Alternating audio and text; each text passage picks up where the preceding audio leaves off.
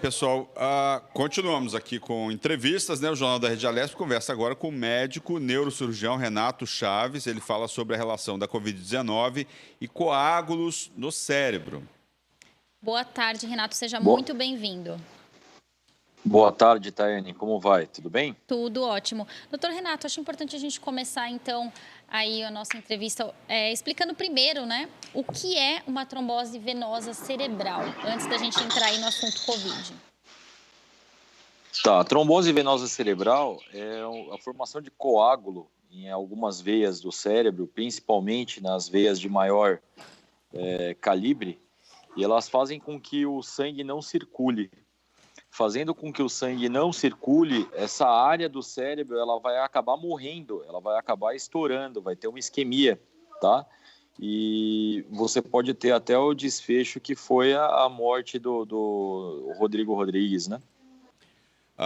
Falando, doutor Renato, da Covid-19, né, ela pode causar aí trombose no cérebro. Qual a relação dela, né, em relação a uma doença respiratória? O senhor falou aí que o Rodrigo Rodrigues, o apresentador lá do Sport TV, né, teve complicações no cérebro. Se o senhor quiser falar sobre isso também, falar dessa relação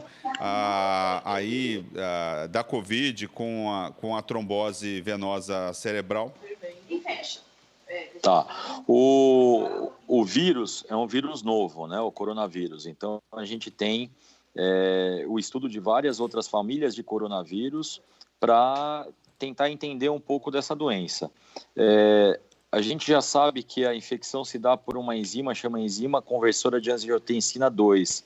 O receptor está na membrana da célula e acaba fazendo a infecção do neurônio ou do miocárdio, geralmente do trato respiratório, então do pulmão, mas essa enzima, quando ela é atacada a célula, a complicação não se dá pelo vírus, se dá pela tentativa do corpo dele expulsar esse vírus. Então você vai ter uma tempestade citotóxica, né?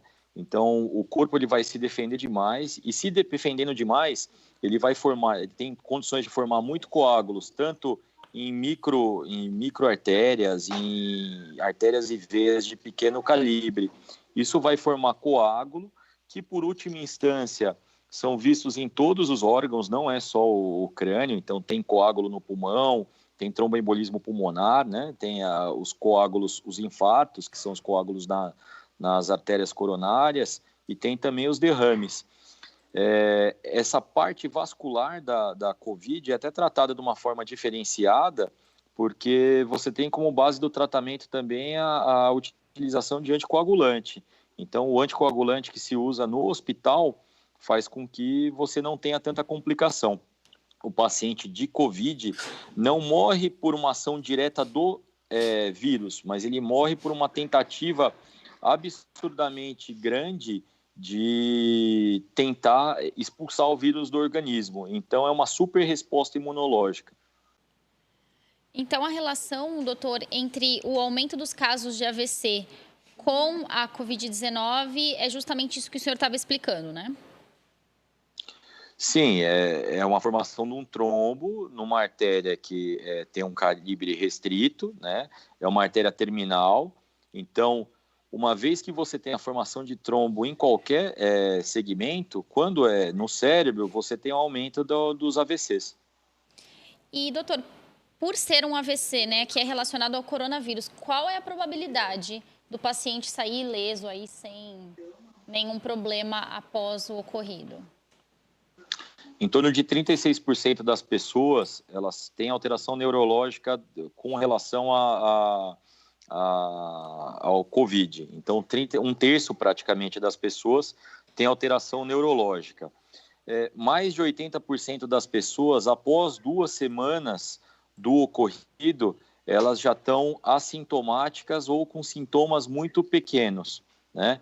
Então, esses 20% restantes, que eles vão ter que ser observados a longo prazo. A gente ainda não tem um estudo muito tempo, porque os primeiros casos começaram a aparecer em Wuhan ali no final do ano passado. Então, a gente não tem um estudo a longo prazo para saber se esses casos restantes eles vão realmente ter uma sequela definitiva ou se essa sequela é temporária. Isso demanda tempo. Falando, doutor, de medicamentos, né, e tratamentos, a gente observa que muitos pacientes da Covid acabam tomando aí anticoagulantes. Eu queria que o senhor falasse um pouco de medicações nesse momento, as pessoas que estão internadas, de uma maneira geral, que tipos de tratamentos são feitos para evitar a trombose venosa cerebral e outros tipos de trombose? Basicamente, o tratamento é feito em duas frentes, ou tratamento químico ou tratamento físico. O tratamento físico num paciente internado com um caso grave, ele é feito com uso de meia, compressão pneumática, estímulo de deambulação precoce, então o paciente anda. Isso é a parte física, né? A parte química, todo paciente internado que tem um risco aumentado de trombose, nós já de cara, nós já entramos com o Clexane, que é profilático, é uma injeção que se toma na barriga, né, uma vez ao dia, para evitar a formação de coágulos. O que a Covid mostrou é que mesmo nesses pacientes que tomam a dose profilática, eles continuavam tendo trombose. Então, a dose é um pouco aumentada. Na suspeita de uma trombose, você faz uma anticoagulação plena. Então, ao invés de tomar uma mini dose, que seria, você acaba tomando 3, 4 vezes até mais do que o anticoagulante que se faria para só prevenção, né? Porque aí já passa a ser um tratamento. Tá certo, muito obrigado.